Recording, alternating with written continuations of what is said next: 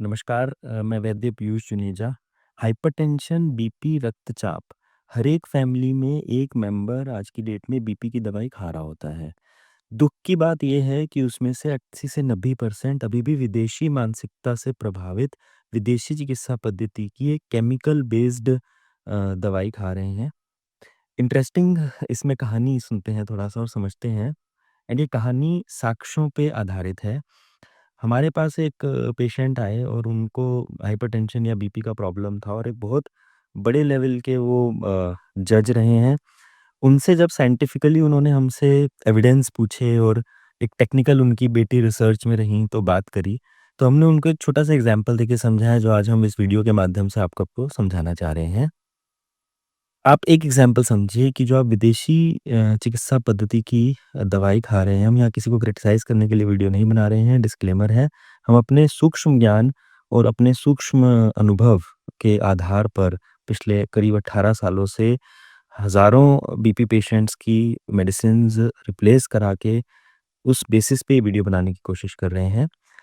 जितना भी हमने समझा और पढ़ा, angiotensin 2 type 1 receptor 81 receptor antagonist एक one of the highest selling chemical medicine है। एंड वो करता क्या है, एंजियोटेंसिन बेसिकली आपकी धमनियों, आपकी वेसल्स के वैसोकंस्ट्रिक्शन यानी कि जो वो सिकुड़ना होता है उसको थोड़ा सा रिलैक्स कर देता है। अगर उसको हम ब्लॉक कर देते हैं बेसिकली तो वो रिलैक्स हो जाती है वेसल्स, आपका हार्ट अच्छे से काम करता है और आपका ब्लड प्रेशर मेंटेन रहता है।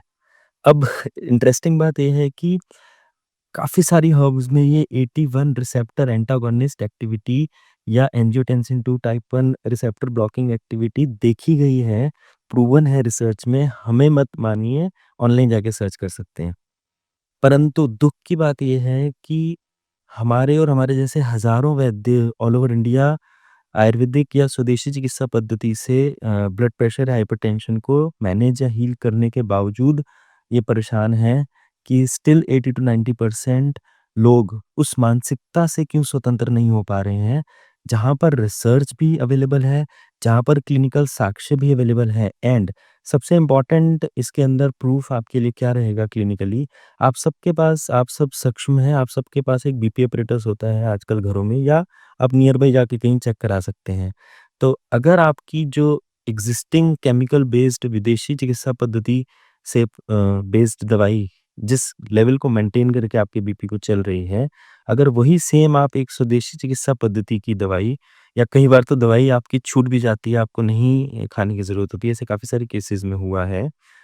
एनीवेज़ अगर आपको लेनी भी पड़े, तो वो बीपी आपका अगर सेम मेंटेन चल रहा है, तो क्लिनिकली कोई भी दुनिया का लॉ, रेगुलेटरी सिस्टम, एक ह्यूमन राइट्स के पॉइंट ऑफ व्यू से आपको ये हक है कि आप उस को सेलेक्ट कर सकते हैं, उसको चुन सकते हैं।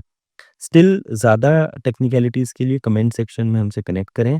एंड आखिरी रिक्वेस्ट यही है कि स्वतंत्रता दिवस पे हमारे माननीय प्रधानमंत्री श्री नरेंद्र मोदी जी ने जो नारा दिया, वोकल फॉर लोकल, स्वदेशी को अपनाएं, इसी कड़ी में हम ये साइंटिफिक वीडियोस रिकॉर्ड करते जाएंगे।